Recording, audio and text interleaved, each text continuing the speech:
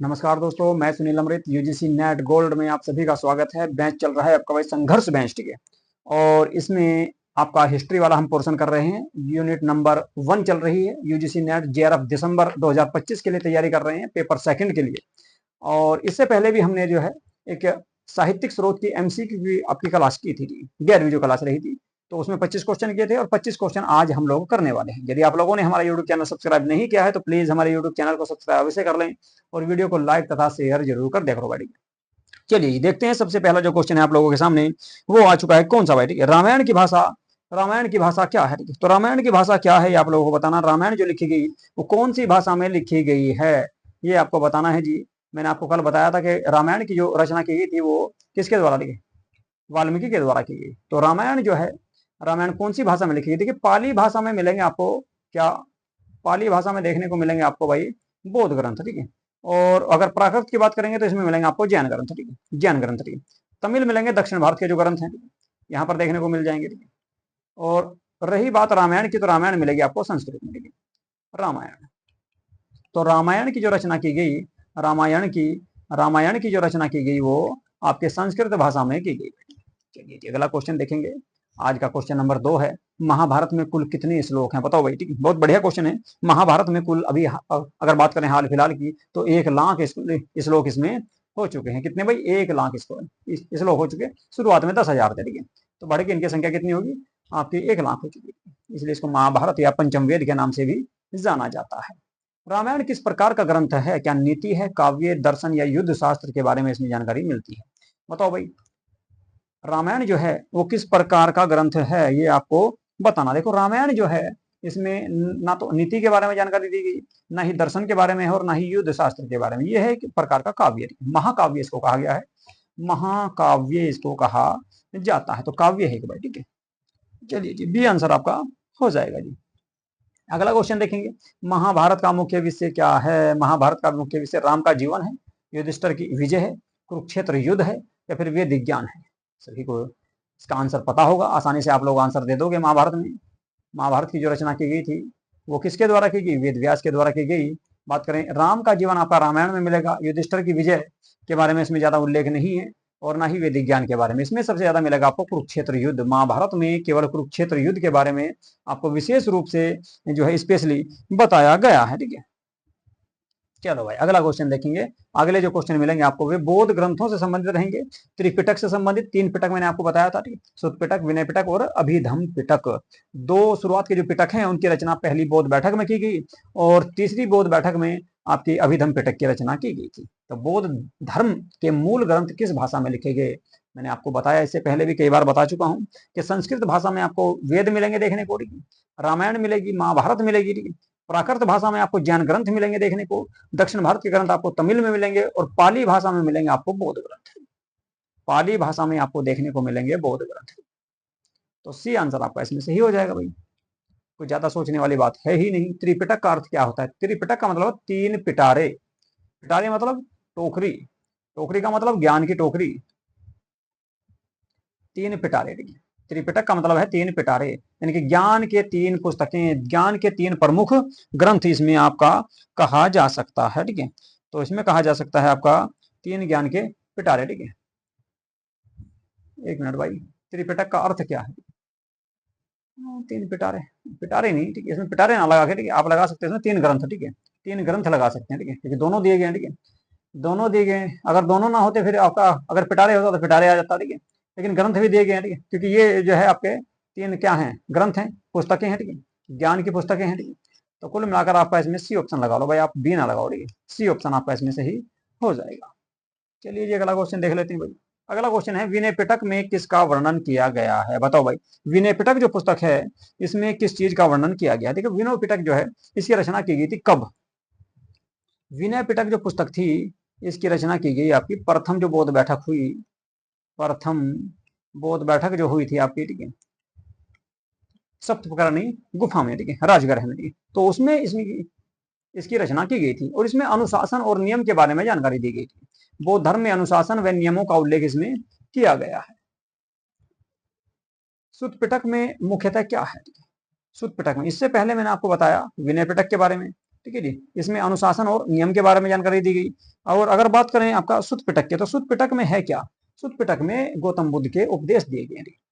सुत्त पिटक में जो दिए गए हैं, क्या दिए गए? गौतम बुद्ध के उपदेश जिसमें दिए गए। तो बुद्ध के उपदेश दिए गए बेटी। तांत्रिक मंत्र नहीं है, युद्ध नीति नहीं है, और वास्तुकला के बारे में जानकारी नहीं मिलेगी। तो ए ऑप्शन आपका इसमें सही हो जाएगा।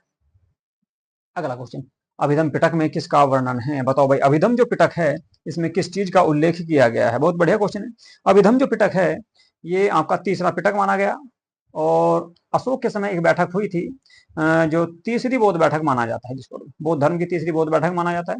251 बीसी के आसपास इसको माना जाता है कि उसके समय 250 या 51 बीसी के आसपास ये हुई थी, ठीक है, कलिंग युद्ध के बाद, ठीक है।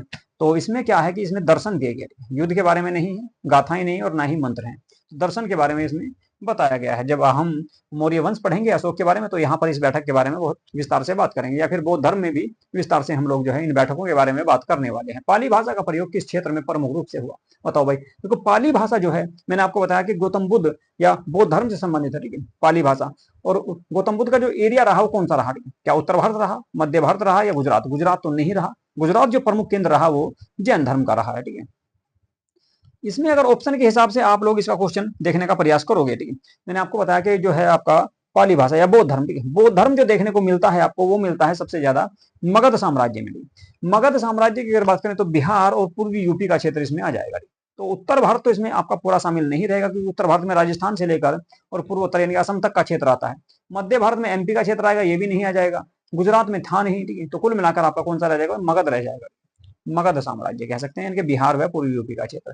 त्रिपिटक किस धर्म की संहिताएं हैं? अभी तो आप लोगों को बता ही रहा हूं मैं। त्रिपिटक जो है ये आपका बौद्ध धर्म से संबंधित है। तो ना तो हिंदू धर्म आएगा, ना ही जैन आएगा, और ना ही सिख आएगा। इसमें आ जाएगा आपका बौद्ध धर्म। अगला क्वेश्चन देखते हैं। इसका क्वेश्चन बताओ भाई, इसका आंसर बताओ फटाफट। अच्छा, ठीक है। बुद्ध के प्रथम उपदेश का वर्णन किस पिटक में किया गया? बताओ भाई। बहुत बढ़िया क्वेश्चन है कि गौतम बुद्ध के जो प्रथम उपदेश दिया गया था इनका, वो कहां पर दिया गया? सारनाथ में। चलो वो तो बता रहा हूं मैं, ठीक है। सारनाथ में मर्गदांव, सारनाथ में एक क्षेत्र पड़ता है ऋषिपत्तनम, ठीक है, ऋषिपत्तनम, ऋषिपत्तनम,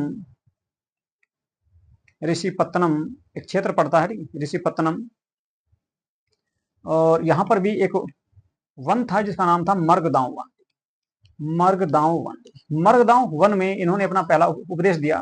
जो 5 ब्राह्मण थे उनको दिया गया था, ठीक है। चलिए जी, अभी भाई 1 मिनट थोड़ा हो जो है मैं बताता हूँ, ठीक है। तो उसमें दिया था इन्होंने, ठीक है, उसमें दिया था। और इसमें अगर हम बात करें, ठीक है, मर्गदांव वन में दिया। तो ये पूछ रहा है कि इसकी जानकारी किस आपके ग्रंथ में हमको देखने को मिलती है, ठीक है, कौन सी पुस्तक में मिलती है? ठीक है, विनय पिटक में मिलती है, सुत्त पिटक में मिलती है, या फिर जातक में मिलती है, या फिर आपका अभिधम पिटक में मिलेगी, ठीक है। तो इस बात की जो हमको जानकारी मिलती है, देखो मैं आपको बताऊं, वो मिलेगी आपकी किसमें? सुत्त पिटक में। सुत्त पिटक में। तो सुत्त पिटक जो है हमारा, उसमें इस बात की जानकारी हमको देखने को मिलती है। तो बी ऑप्शन आपका इस हिसाब से सही हो जाएगा। अगला क्वेश्चन देखिए, धम्मपद किसका भाग है? धम्मपद जो है वो किसका भाग है?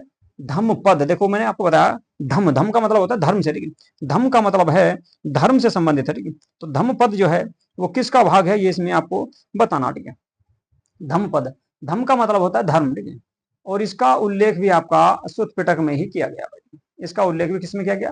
सुत्त पिटक में ही इसका उल्लेख किया गया, ना कि विनय पिटक, अभिधम पिटक, और ना ही उपनिषदों में इसका उल्लेख किया गया। तो ए ऑप्शन आपका इसमें हो जाएगा। अगला क्वेश्चन देखेंगे। अगला क्वेश्चन है आपका, बौद्ध परिषदों की जानकारी किस ग्रंथ में मिलती है? तो बौद्ध परिषद जो है, इन सब की हमको जानकारी जो मिलती है वो किस ग्रंथों में देखने को मिलती है? बताओ भाई फटाफट, ठीक है। इसका आंसर दे दो जल्दी से आप लोग, ठीक है। चलिए देखो भाई, बौद्ध परिषद जो है उनकी जानकारी मिलेगी आपको महावंश में। महावंश एक ऐसा ग्रंथ है जिसमें आपका 16 महाजनपदों की जानकारी भी मिलती है। 16 जनपदों की जानकारी की अगर हम बात करें विशेष रूप से, तो आपका बौद्ध और जैन ग्रंथ है, अंगुत्तर निकाय और भगवती सूत्र, वहां से देखने को मिलती है। लेकिन महावंश में भी उस बात की जानकारी हमको मिलती है, और यहीं से बौद्ध परिषदों, बौद्ध बैठकों की जानकारी भी हमको प्राप्त होती है। अगला क्वेश्चन रहेगा, जैन और संगम साहित्य से संबंधित रहेंगे। तो जैन धर्म के मूल ग्रंथों को क्या कहा जाता है? जैन धर्म के जो मूल ग्रंथ हैं, 12 अंग जो हैं, उनको आगम कहा गया। क्या कहा गया? आगम कहा गया। तो उनको आगम कहा जाता है। अगला क्वेश्चन देखेंगे, जैन ग्रंथ किस भाषा में रचे गए? मैंने आपको बताया कि बौद्ध ग्रंथ मिलेंगे पाली भाषा में, वेद मिलेंगे संस्कृत भाषा में, और जैन ग्रंथ मिलेंगे आपको प्राकृत भाषा में। ठीक है भाई, चलिए तो आंसर लगा लो इसका प्राकृत भाषा। तो सी ऑप्शन आपका इसमें से ही हो जाएगा। अगला क्वेश्चन है 12 अंग किस धर्म से संबंधित हैं? अभी बताया आपको कि 12 जो अंग हैं इन्हीं को आगम कहा जाता है, और आगम जो हैं ये आपके जैन धर्म से संबंधित हैं। ठीक है, तो जैन धर्म आ जाएगा भाई, जैन धर्म आ जाएगा। जबकि त्रिपिटक आपका किससे? बौद्ध धर्म से है। और आपके वेद आपके हिंदू धर्म से संबंधित है। और सिख धर्म में मिलेगा आपको गुरु ग्रंथ साहिब। अगला क्वेश्चन देख लो, महावीर स्वामी के उपदेश किस ग्रंथ में संकलित हैं? तो महावीर स्वामी के जो उपदेश हैं वे किस ग्रंथ में संकलित किए गए, ये आप लोगों को बताना है। देखिए महावीर स्वामी के जो ग्रंथ हैं वे आपको मिलेंगे किस ग्रंथ में संकलित किए गए? अच्छा, आगम में किए गए भाई। 12 जो अंग हैं महावीर स्वामी के जो उपदेश हैं उसमें महावीर स्वामी के बारे में जानकारी जो मिलती है वो ना तो रामायण में मिलेगी, ना महाभारत में मिलेगी, और ना ही विनय पिटक में। तो कहीं में मिलेगी? आगम में मिलेगी। संगम साहित्य किस भाषा में है? आप सभी को पता होगा। संगम जो साहित्य थे तमिल जो है तमिल यानी कि दक्षिण भारत में हुए, और विशेष रूप से तमिलनाडु के क्षेत्र में, तो तमिल भाषा में ही होंगे। तो इसकी भाषा जो मिलेगी वो आपको तमिल मिलेगी। ठीक है, बहुत आसान सा ये क्वेश्चन है। ठीक है, इस तरह के क्वेश्चन आपको गलती नहीं करने बिल्कुल भी।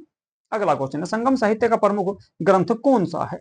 संगम साहित्य का देखो सबसे प्रमुख ग्रंथ जो माना गया, ना तो महाभारत को माना गया और ना ही जातक, ये क्योंकि ये तो बौद्ध धर्म से संबंधित है, और ना ही धम्मपद, ये भी बौद्ध धर्म से संबंधित। तिरुकुल्लूर या कुलर को माना गया है, जो तिरुवल्लूर के द्वारा जिसकी रचना की गई थी। संगम साहित्य किस क्षेत्र से संबंधित है? दक्षिण भारत से।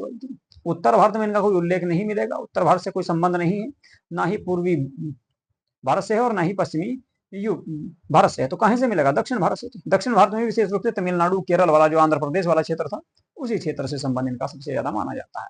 एतु को कई क्या है? एतु को कोई क्या है? ये क्वेश्चन बहुत अच्छा है। इस तरह के क्वेश्चन आपको एग्जाम में देखने को मिल सकते हैं। एतु को कोई है क्या?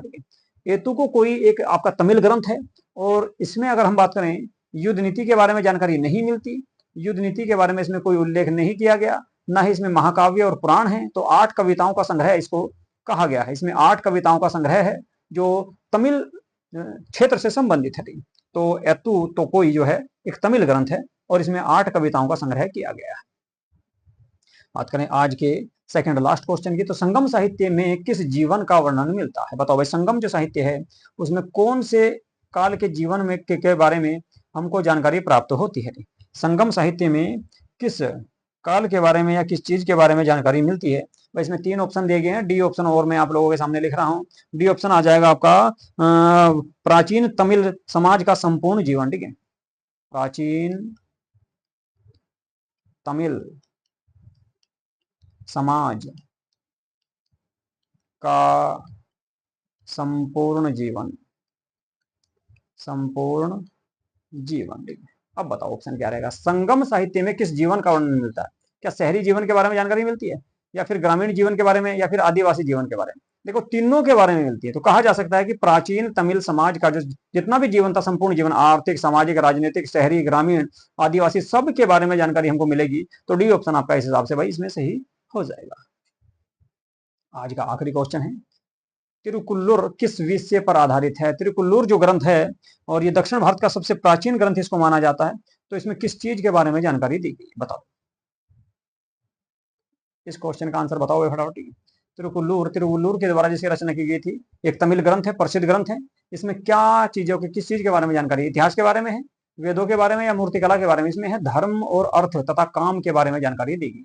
धर्म, अर्थ और काम के बारे में इसमें जानकारी दी गई। ठीक है, तो ये थे भाई आपके आज के 25 क्वेश्चन। ठीक है, तो आप लोगों को आज की क्लास कैसी लगी इसके बारे में जरूर बताएं। ठीक है, अगला जो रहेगा वो रहेगा विदेशी साहित्य के स्रोत। अगला जो टॉपिक रहेगा हमारा, पहले हमने यहाँ पर क्या पढ़े? देशी या स्वदेशी साहित्यिक स्रोत पढ़े। अब हमको पढ़ने विदेशी साहित्यिक स्रोत, क्योंकि यहाँ से भी आपको क्वेश्चन देखने को मिलेंगे।